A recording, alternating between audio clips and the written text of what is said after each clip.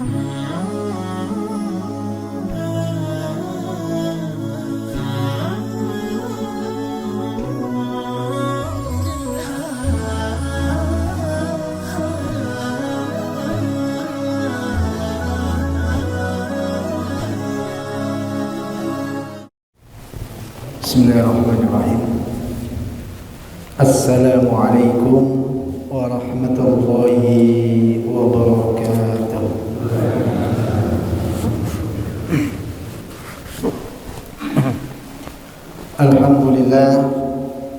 Alhamdulillahilladzi bi ni'matihi tatimmu as-shalihat wa bi fadlihi tatanazzalul khairat wal barakat وبتوفيقه تتحقق المقاصد والغايات أشهد أن لا إله إلا الله وأشهد أن محمدا عبده ورسوله لا رسول ولا نبي بعده اللهم صل وسلم وبارك على نبينا محمد وعلى آله وأصحابه أجمعين أما بعد فيا أيها الحاضرون أوصيكم ونفسي بتقوى الله فقد فاز المتقون. Jamaah yang dimuliakan oleh Allah Subhanahu wa taala, pada segenap para sesepuh, bini sepuh, para alim ulama, pengurus takmir Masjid Baitur Rahman, pimpinan ranting Muhammadiyah Bolang, saha sumrambah dumateng jamaah sedaya kakung saha putri ingkang boten saged kawula sebataken setunggal mawa setunggal. Monggo langkung rumiyin terlebih dahulu kula lan panjenengan bersyukur atas segala kenikmatan yang Allah berikan kepada kita, terutama inggih menika nikmat sehat. Karena orang yang diberi kenikmatan sehat itu orang yang sehat itu mempunyai 1000 keinginan. Nggih mboten, Bu? Tapi 1000 orang yang sakit hanya punya satu keinginan. Keinginannya apa, Bu? Sehat. Tetapi kalau satu orang yang sehat pengenane werna, keinginannya macam-macam. Satu orang sehat itu keinginannya macam-macam. Pengen pergi kemana, jalan-jalan, pengen makan apa, warna-warna keinginan nih. Nek zaman rumiyin niko, naliko zaman susah niko, orang itu masih bingung. Bu, Pak, sesuk maem opo? Besok kita makan apa? Dereng wonten gambarane. Tapi alhamdulillah zaman sak menika pun gantos, Pak. Sesuk mangan endi yo, Pak? Ini pundi niku? Teng restoran napa teng angkringan napa teng pundi, karena sudah punya uang, ya. Mbok menawi nginjing melih benten melah. Besok kita makan siapa? Maksudnya napa? Maksudnya ya bisnisnya itu sudah berkaitan dengan orang-orang karena sudah semakin mulia. Itulah gambarannya. Orang yang sehat itu keinginannya macam-macam. Maka ketika pagi hari ini kita mengalahkan keinginan kita yang bermacam-macam, sehingga kita bisa hadir di majelis ilmu, insya Allah ini anugerah yang luar biasa yang Allah berikan kepada kita semuanya, maka patut kita syukuri bersama. Kemudian selawat dan salam semoga senantiasa tercurahkan kepada baginda junjungan kita Nabi Agung Muhammad sallallahu alaihi wasallam ingkang tansah kita antu-antu syafaatipun benjang wonten ing yaumul kiamah saha kita lan panjenengan sedaya dereki sunnah-sunnahipun. Bapak lan Ibu ingkang kawula mulyakaken, insyaallah wonten ing enjang menika kula lan panjenengan sedaya monggo sinau sesarengan kita belajar bersama. Pagi hari ini insyaallah kami akan menyampaikan sebuah tema, yaitu sebuah judul, sebuah tema, yaitu waspada. Hati-hati napa? Terhadap perangkap-perangkap syaitan. Perangkap-perangkap syaitan. Bapak dan Ibu yang dimuliakan oleh Allah Subhanahu wa taala, saderengipun kula tanglet menika. Bapak dan Ibu menika, kapan Bu, Pak, ujian terakhir yang pernah panjenengan lakukan? Kapan Bu? Ujian SD? Napa ujian SMP? Napa SMA? Napa ujian damel SIM, Pak? Napa ujiannya bedamel? Hidup kita ini penuh dengan ujian-ujian yang berbagai macam. Termasuk tadi, entah itu ujian SD, SMP, SMA, kuliah. Tapi sesungguhnya ujian yang paling terakhir kapan Bu?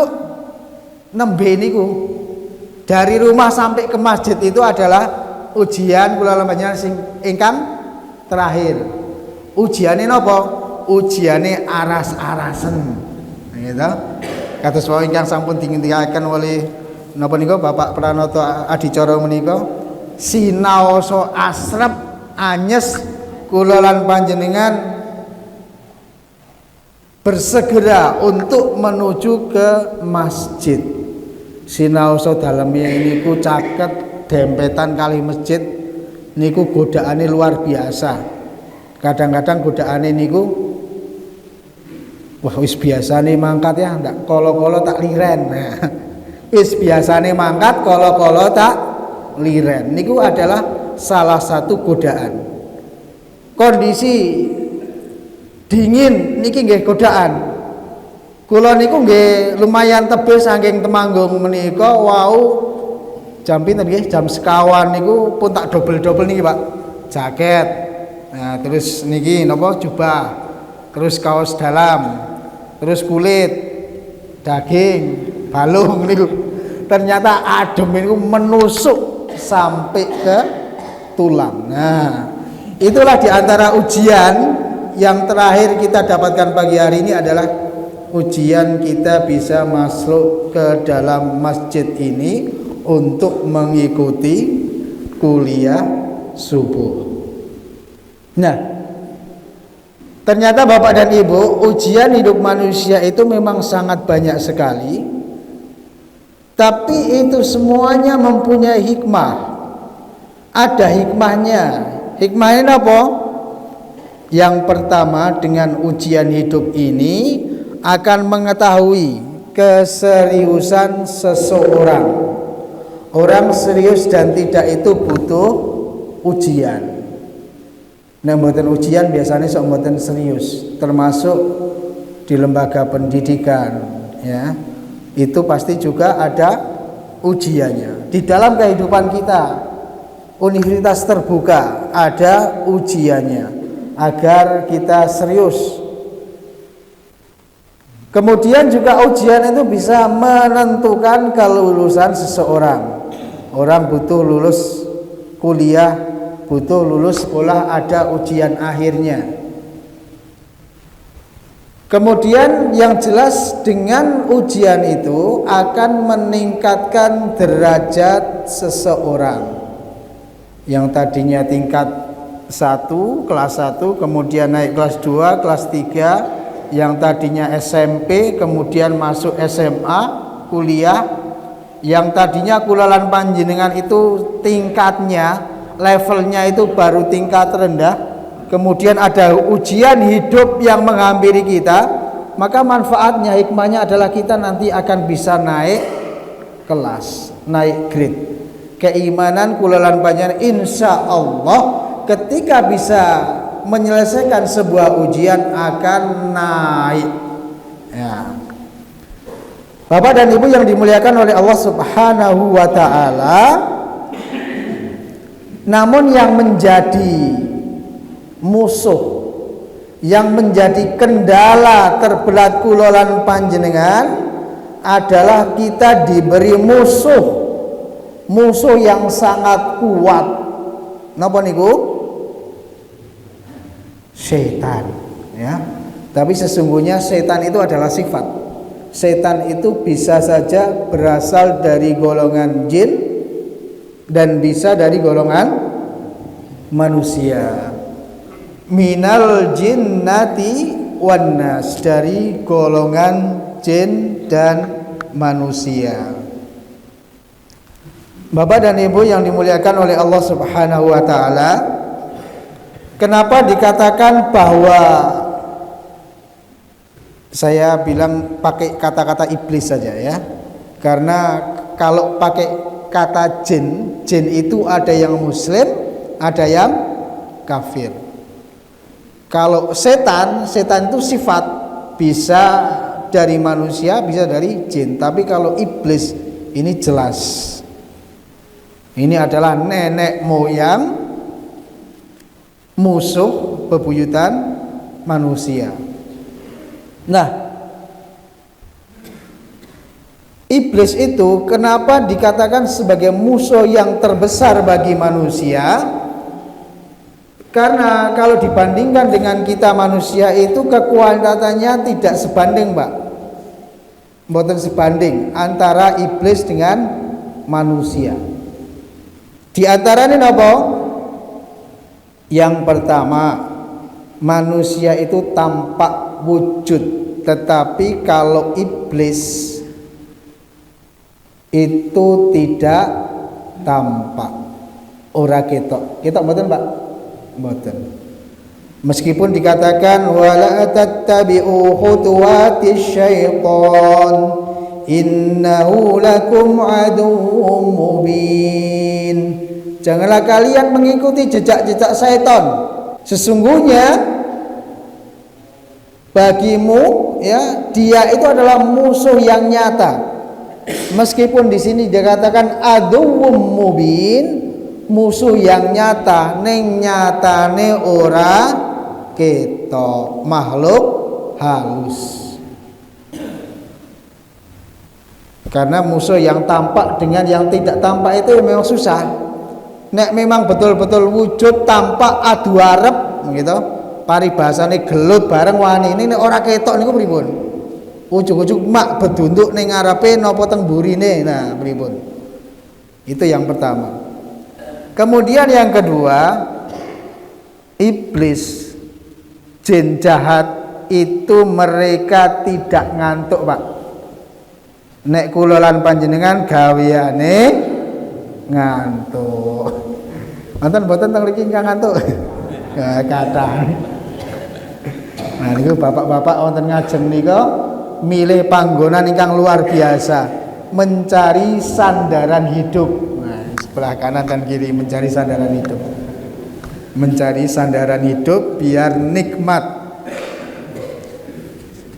Tukipun di bawah. Ya, iblis niku tidak ngantuk. Sedangkan manusia ini diliputi dengan ngantuk. Mau datang ke majelis ilmu, ke masjid, sebentar sampun ngantuk. Baca Quran tadarus ibu-ibu nembe napa niku angsal sak lembar pun ngantuk. Masya Allah. Itulah manusia. Kemudian iblis itu tidak mati. Nah, sementara manusia mati, meninggal. Iblis dedengkot ini tidak mati. Dikatakan di dalam Quran, qala rabbi fangdurni ila yaumi yub'asun. Iblis itu berkata, ya Rabb, ya Tuhanku, kalau begitu berilah umur, tangguhkanlah usiaku sampai hari kebangkitan. Iblis tidak mati. Adapun jin ya, adapun jin, baik itu jin muslim, jin kafir, itu mereka bisa mati, tetapi mereka diberikan usia yang panjang. Tidak hanya 60 tahun, 100 tahun, bisa sampai beratus-ratus tahun. Tapi yang jelas dedengkotnya iblis ini, mereka, atau kok mereka ya, karena dedengkot itu hanya satu sosok.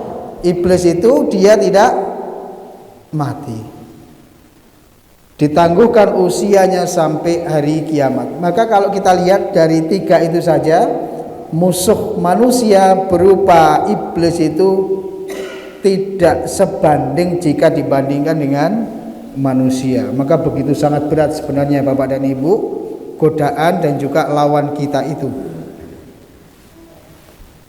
Nah, selanjutnya mari kita masuk. Dan ternyata iblis itu, mereka, setan-setan jahat itu, jin-jin jahat itu, mereka mempunyai trik,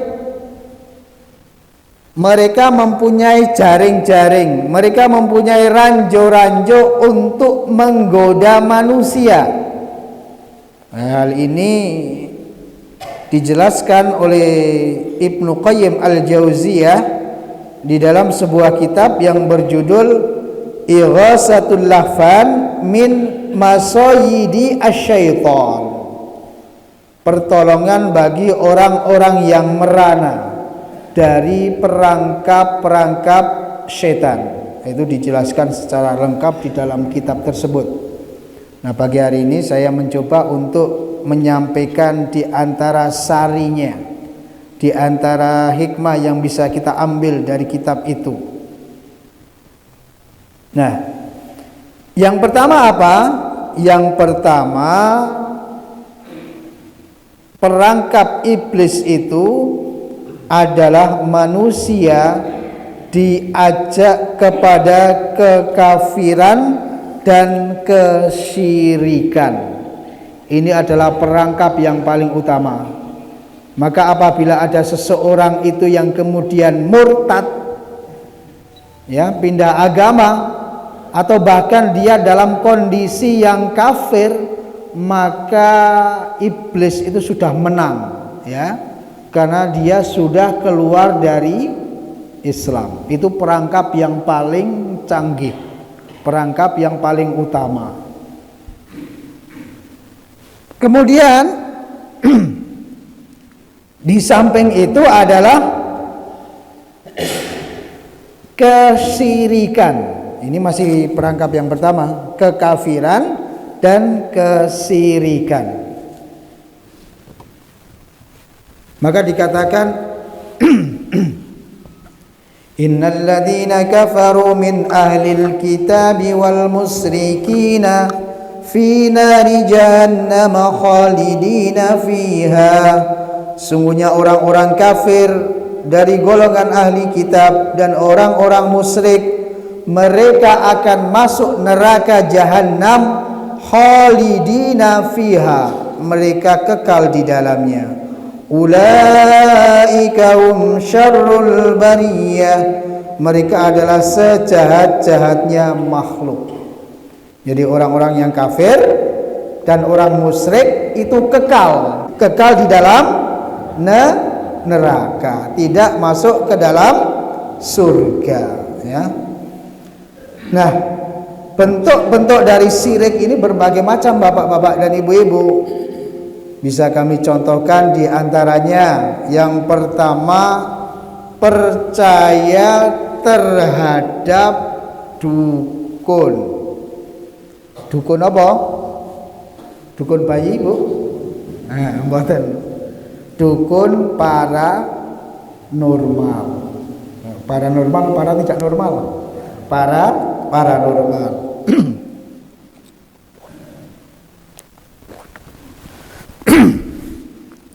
Nah, di antara contohnya yang pertama adalah percaya kepada paranormal, dukun. Ada sebuah hadis dikatakan di situ, man ata arrafan, barang siapa yang mendatangi seorang dukun, tukang ramal, fasa'alahu an syai'in, kemudian dia bertanya tentang sesuatu, lam yuqbal lahu sholatun arba'ina lailatan. Maka ketika dia mendatangi seorang dukun, kemudian dia bertanya, hanya sekedar bertanya, kemudian dia meyakini apa yang dikatakan oleh seorang dukun paranormal itu, maka dikatakan oleh Nabi sholatnya itu tidak diterima selama 40 hari. Ini hanya bertanya kemudian dia meyakini. Nah, kemudian dikuatkan dengan hadis lain, man ata kahinan, barang siapa yang mendatangi dukun atau tukang ramal, au arrafan fasaddaqa bima yaqulu, kemudian dia membenarkan apa yang dikatakan oleh tukang ramal tadi, faqad kafara bima unzila ala Muhammadin, maka dia telah berlaku kufur terhadap Al-Qur'an yang telah diturunkan kepada Nabi Muhammad sallallahu alaihi wasallam. Bentuk lain apa? Bentuk lain termasuk diantaranya jika seseorang percaya kepada sebuah benda. Mungkin bisa dikatakan jimat. Jimat niku napa, Pak? Aji-aji mungkin. Jimat niku sebenarnya dari kalimat azimah.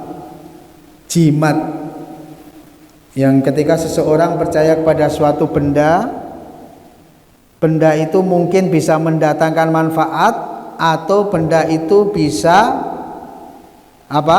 Bisa mendatangkan madharat. Nah, punya jimat, kemudian jimat itu dipasang di rumah misalnya, atau di saku, di dalam dompet atau di baju celana kita, boleh nanti masuknya ke dalam kesirikan.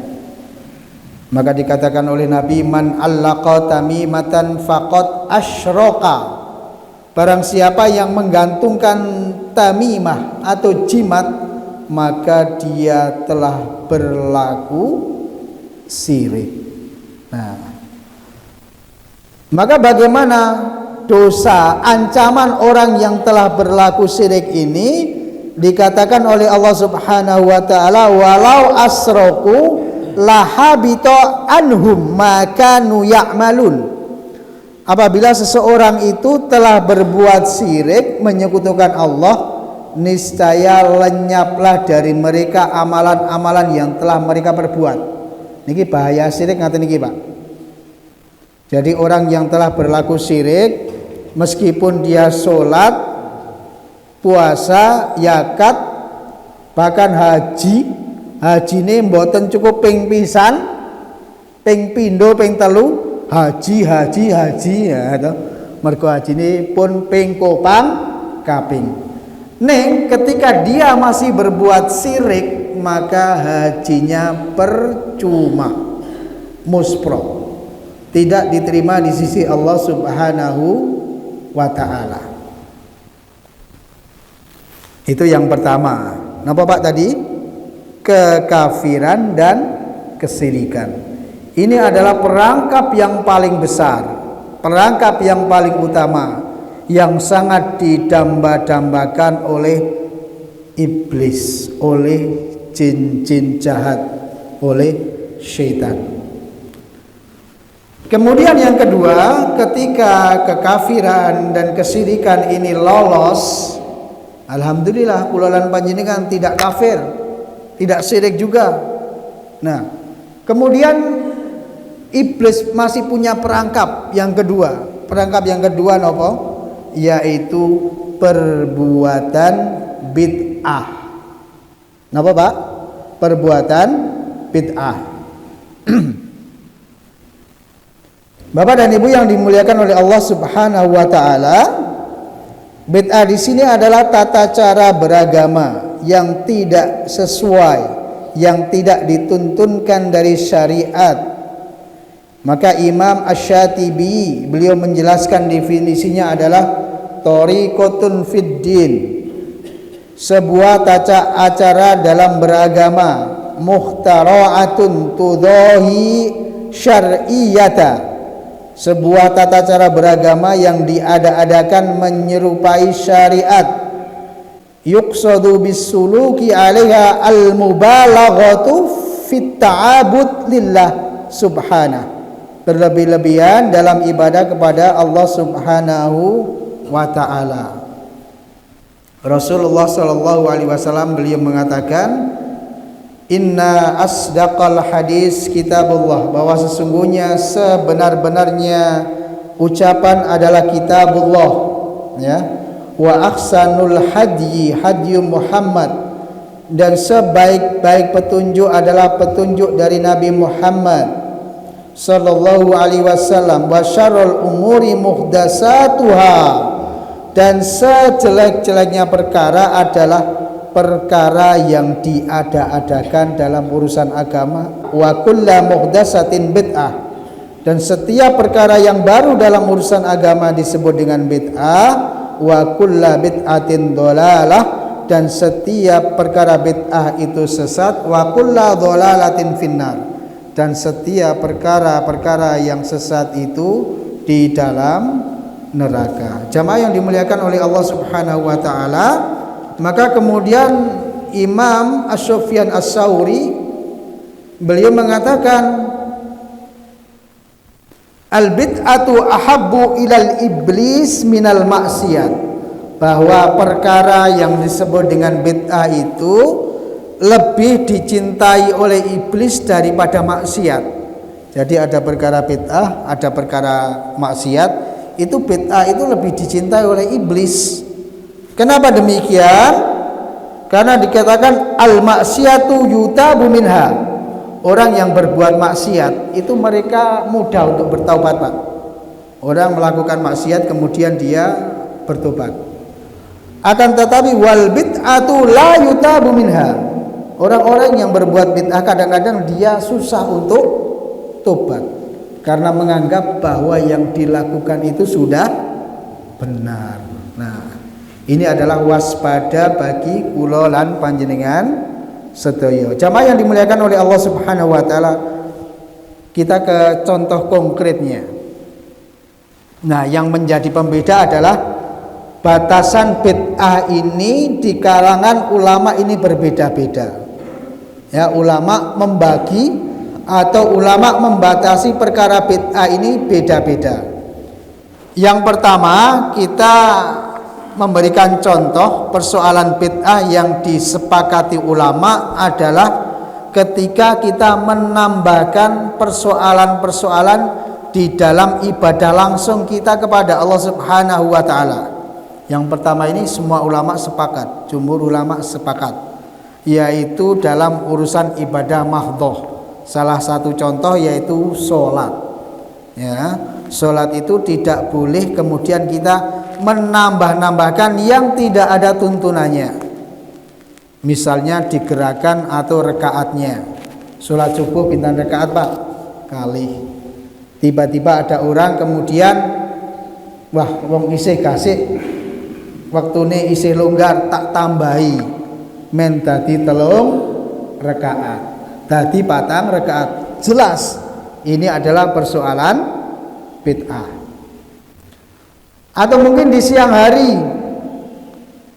hari sholat zuhur, waktunya nyambat gawe, kemudian memutuskan sendiri, wah, kiwaya nyambat gawe, tak singkat wae, sholatnya biasanya 4 dadi 2, wong mau subuh wis 4 misalnya. Nah, niki termasuk persoalan bid'ah yang disepakati ulama. Sementara kula lan panjenengan sebagai warga Muhammadiyah kenceng, hati-hati sekali di dalam memutuskan perkara-perkara yang tidak dicontohkan langsung oleh Rasulullah Sallallahu Alaihi Wasallam. Salah satunya nopo? Nah, ini untuk ke dalam kita, ya. Mungkin ini mungkin tidak disepakati oleh ulama, tetapi bagi warga Muhammadiyah kita tentunya berusaha untuk berpegang teguh pada ini, berhati-hati terhadap masalah-masalah yang tidak dicontohkan oleh Rasulullah SAW. Di antaranya termasuk ketika memperingati peringatan kematian dengan ritual tertentu, 3 hari, 7 hari, 100 hari, 1000. Maka di Muhammadiyah tidak dianjurkan. Kita hati-hati sekali, ya. Contoh lain apa? Contoh lain diantaranya seperti mengumandangkan azan di kuburan ketika memakamkan jenazah. Ini juga di dalam Muhammadiyah termasuk kategori bid'ah, maka kita menghindar dari hal itu. Ada juga bid'ah yang berkaitan dengan akidah, seperti contohnya orang yang ziarah kubur tetapi dimaksudkan dia meminta kepada orang yang sudah meninggal, ya. Jadi perkara ziarah kubur ini adalah perkara yang sangat tipis antara sunnah dan bid'ah. Bagaimana kemudian kita sebagai warga Muhammadiyah harus berhati-hati benar. Bagaimana sesungguhnya menurut Muhammadiyah ziarah kubur itu, ya? Ziarah kubur itu dikatakan sebagai sebuah sunnah, namun awalnya sebenarnya adalah mubah. Karena dalilnya bagaimana?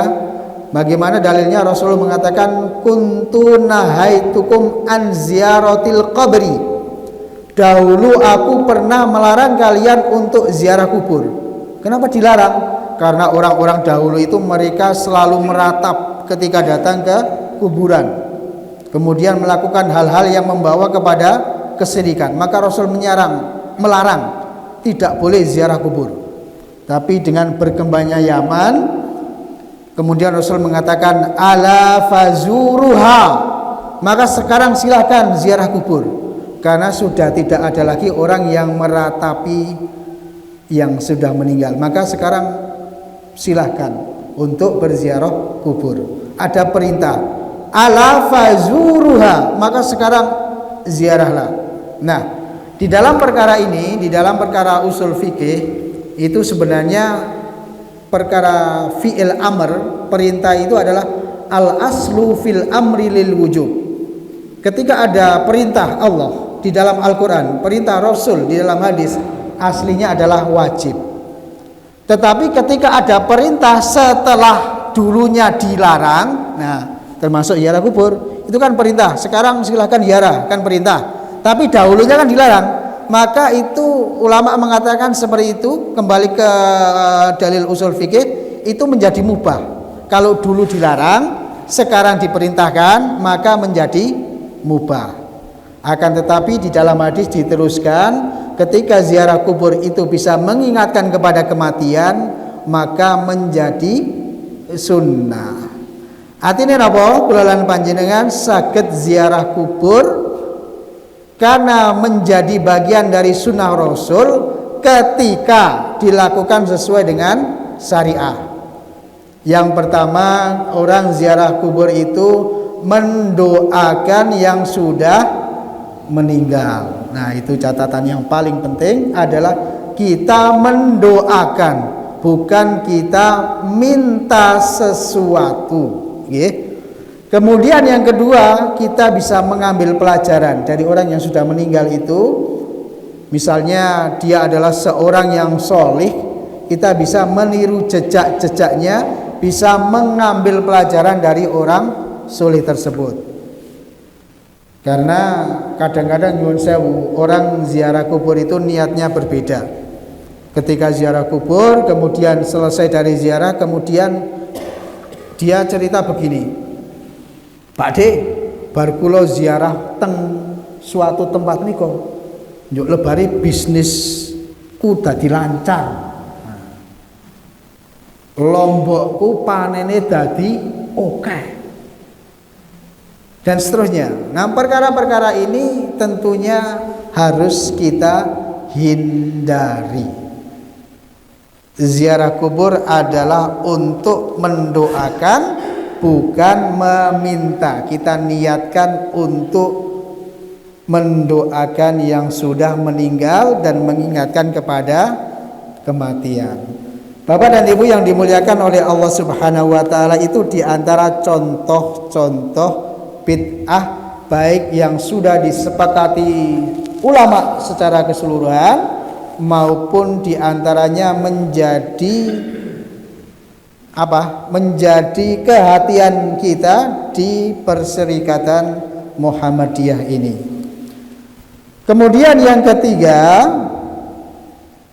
yang pertama tadi, ketika seseorang sudah lolos dari kekafiran, kemusyrikan, kemudian syaitan, iblis menggoda melalui bid'ah. Kalau itu lolos, aman, kulalan panjenengan aman dari hal itu. Yang ketiga adalah setan itu mengajak kepada al-kabair. Al-kabair yaitu dosa-dosa besar.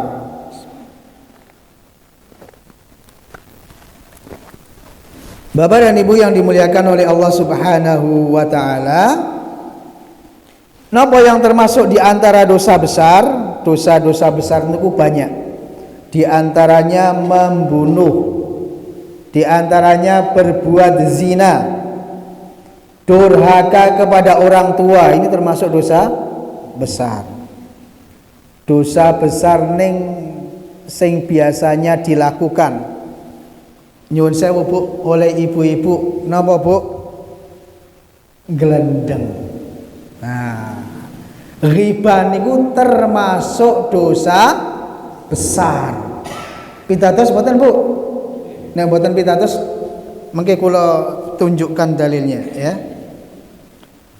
Ghibah niku napa? Ghibah niku ngondo tanggane, ngondo kancane. Di dalam sebuah hadis dikatakan an Abi Hurairah anna Rasulullah sallallahu alaihi wasallam, niki 3 jam pinten Pak? 6 seperempat nggih? Nggih, kurang setengah jam, seperempat jam. An Abi Hurairah anna Rasulullah sallallahu alaihi wasallam qala atadruna mal ghibah. Rasul mengatakan, wahai sahabat, apakah kalian tahu apa itu ghibah? Maka sahabat mengatakan, Allah wa rasuluhu a'lam.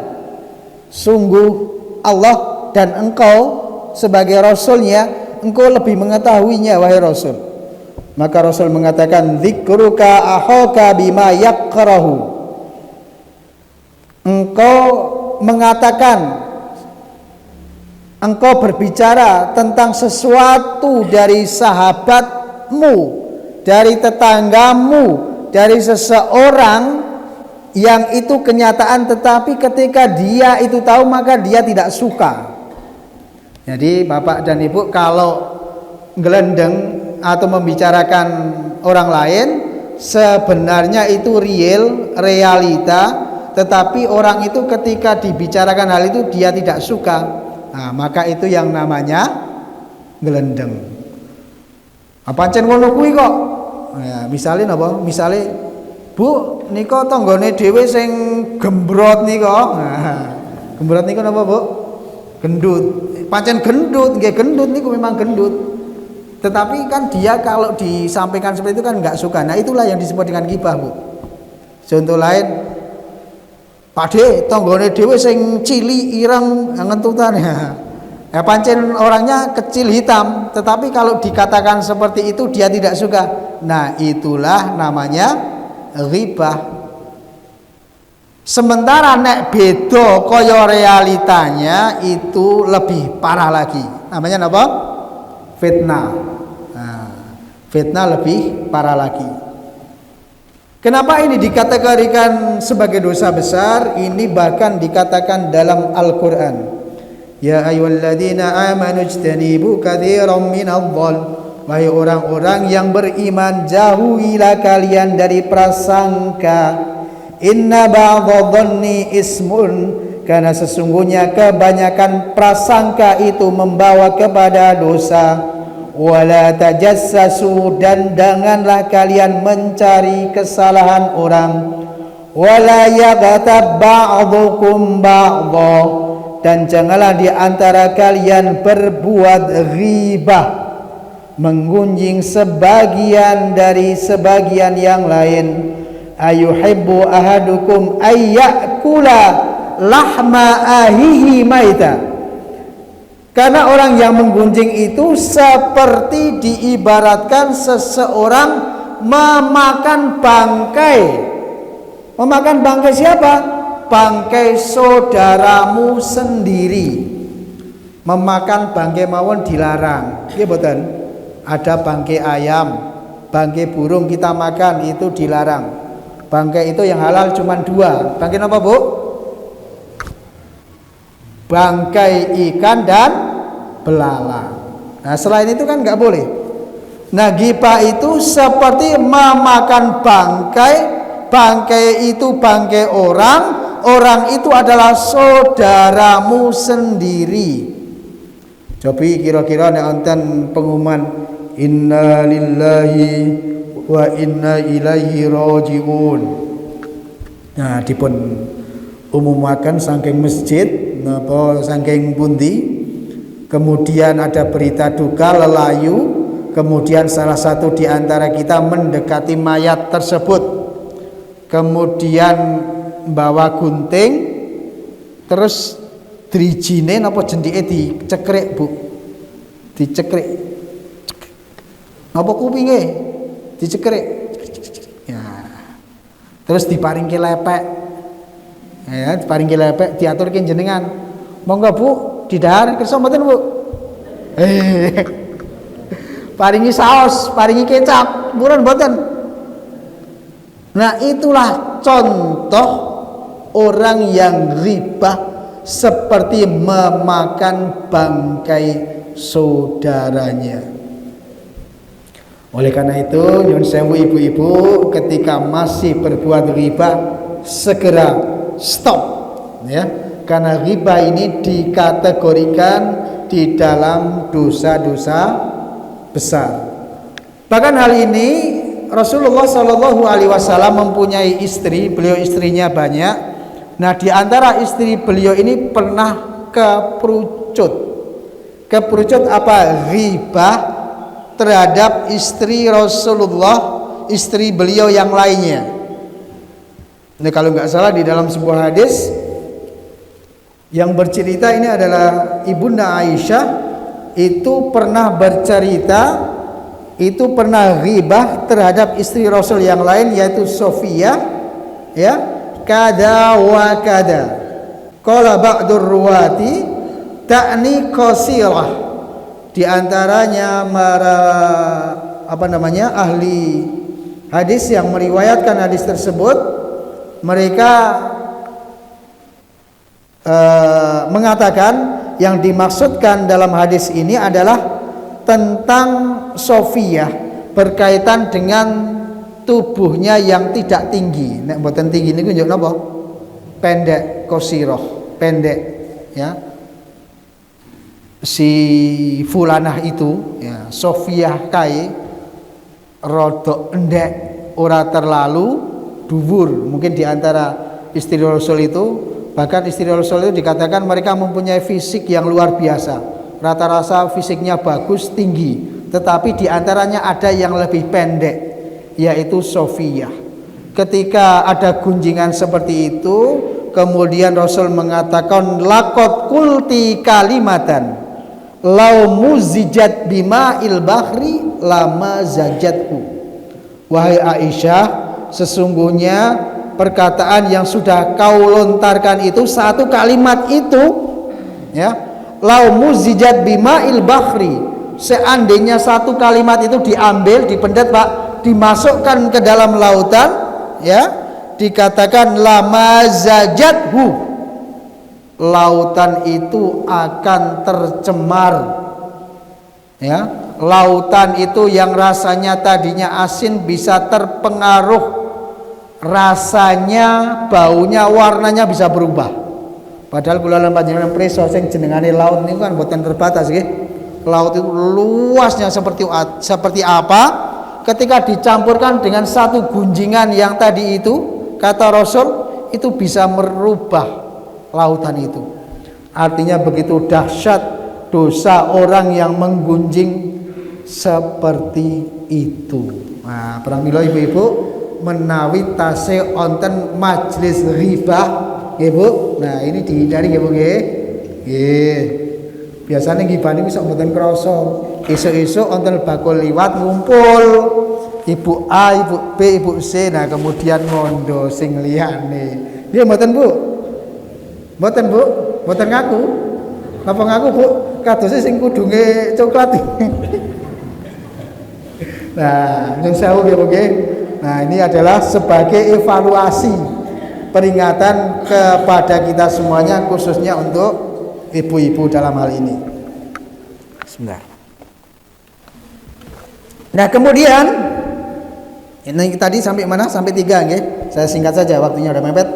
Nah, kemudian yang keempat, ketika dosa besar lewat, maka masuklah ke dalam as-saghair, dosa-dosa kecil. Dosa-dosa kecil niku napa? Wadah sangat, Pak. Dosa-dosa kecil niku kata sangat, ya.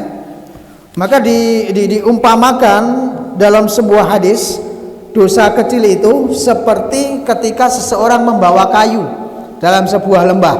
Datang 1 orang membawa kayu, datang 2 orang membawa kayu, 3 orang membawa kayu, kemudian dinyalakan kayu itu menjadi api yang menyala, kemudian digunakan untuk memasak roti, ya, dalam hadis dikatakan itu. Artinya apa? Yang tadinya kayu itu 1 ditambah lagi 2, 3 dan seterusnya, berkumpul menjadi banyak, menjadi api. Nah, ini berbahaya. Ada gunung, ada bukit, itu sejatinya adalah kumpulan dari debu-debu yang kecil, dari pasir-pasir yang kecil, kerikil-kerikil yang kecil, maka menjadi besar. Dosa juga seperti itu. Dari dosa kecil yang ditumpuk-tumpuk lama-lama menjadi banyak. Nah, saya contoh real saja. Kalau tadi ibu-ibu, nah saat ini bapak-bapak, contoh dosa kecil diantaranya adalah jelalatan. Apa niku jelalatan? Tidak menjaga pandangan mata. Nyuwun sewu, misal, ya nyuwun sewu misal, ketika seorang laki-laki melihat seorang wanita dengan menggunakan nafsunya, ya. Ketika seorang laki-laki melihat seorang perempuan yang cantik, ini bagaimana?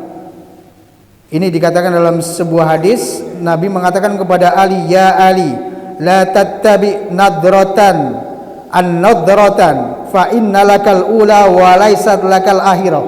Wahai Ali, ketika engkau memandang seorang wanita yang cantik, pandangan yang pertama itu adalah nikmat anugerah, tetapi pandangan yang berikutnya itu sudah tidak layak bagimu. Artinya pandangan yang kedua adalah sebuah dosa. Nah, jadi ketika seorang laki-laki melihat seorang wanita cantik, dia mengagumi di pandangan yang pertama itu anugerah. Masya Allah, ayune moblong-moblong, cantik. Ini nikmat pertama. Tapi kemudian pandangan yang kedua, ya ini adalah sudah tidak anugerah lagi. Maka seorang laki-laki ketika tidak menjaga pandangannya alias jelalatan tadi, ini masuk dalam kategori dosa kecil, dan ini mungkin tanpa tidak disadari atau disadari sering terjadi, sering dilakukan oleh seorang laki-laki. Insya Allah wonten mriki mboten nggih Pak nggih. Nah, maka ada istilah niku napa? Rumput tetangga lebih hijau.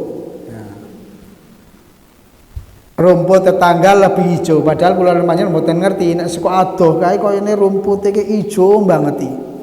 Bahasan dicedhaki jebolane rumput-rumputan. Sakniki kata-kata niku ngaten niku rumput sintetis.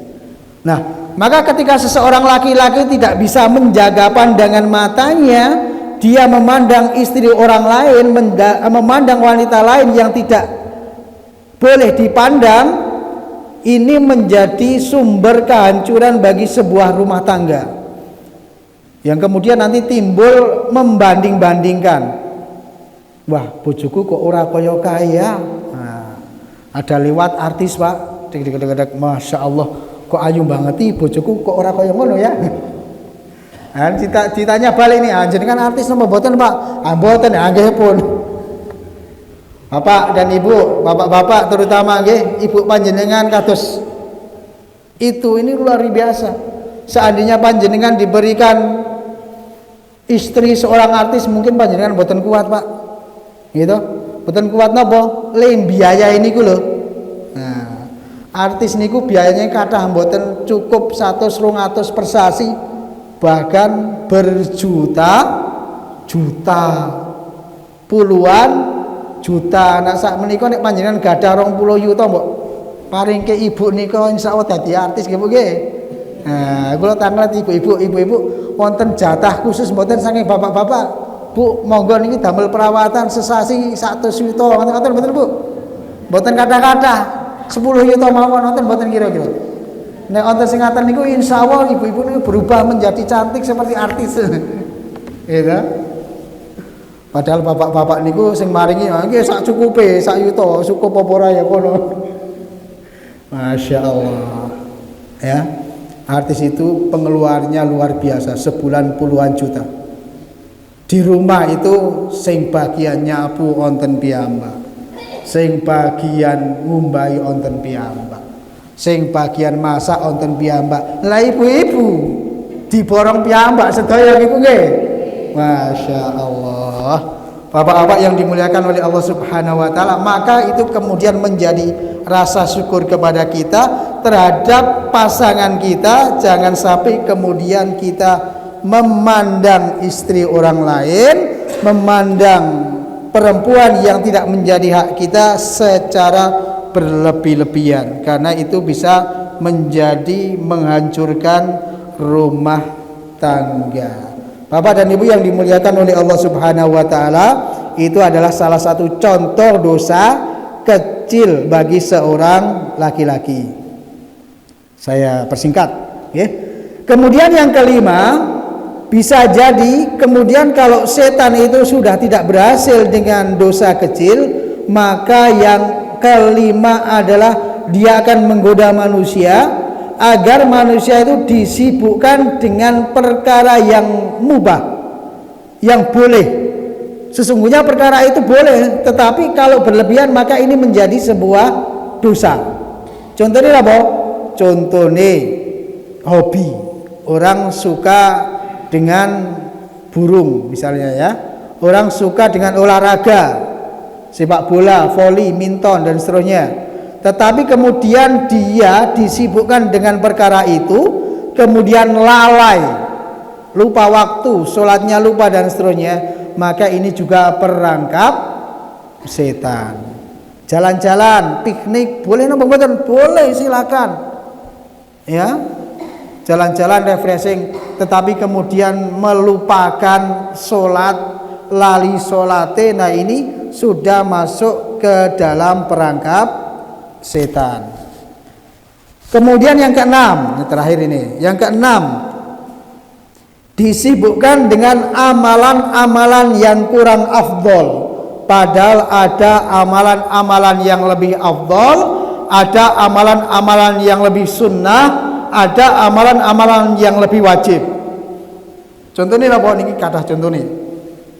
Contohnya ngaten misale Bapak dan Ibu ada pengajian sampai larut malam, sampai jam 1 misalnya. Ada takbiran keliling, ini baik, takbiran keliling sampai tengah malam. Ning bar niku lali mboten salat subuh. Ada kegiatan yang lain misalnya sholawatan misalnya, atau mungkin bahkan tahajud jam 2 malam bangun untuk melakukan tahajud. Giliran waktu sholat subuh boten sholat subuh, boten jamaah teng masjid. Nah niki salah. Pak De, wah kok boten ketok teng masjid? Nyongke mau tani jam 2 sholat tahajud, jo sayan, jo turu meneh kok kebablasan kata niku. Nah ini adalah mementingkan hal-hal yang mengalahkan yang wajib. Ini adalah juga termasuk dari perangkap syaitan. perangkap iblis. Jemaah yang dimuliakan oleh Allah Subhanahu wa taala, sampun telas wektalipun mbok bilih mengatakan ingkang saged kawula aturaken menika di antara ranjau, di antara perangkap iblis menggoda manusia, di antara ada 6 tadi yang disampaikan oleh Ibnu Qayyim Al-Jauziyah. Mudah-mudahan apa yang kami sampaikan tadi bisa memberikan manfaat kepada Bapak dan Ibu sekalian, menjadi evaluasi dan tentunya juga untuk pribadi saya. Demikian Bapak dan Ibu ingkang saged kula aturaken, monggo kita tutup saringan kanthi waosan tahmid. Alhamdulillahirabbil alamin. Subhanakallahumma wa bihamdika asyhadu an la ilaha illa anta astaghfiruka wa atubu ilaik wa akhiru da'wana alhamdulillahirabbil alamin. Wassalamu alaikum warahmatullahi wabarakatuh.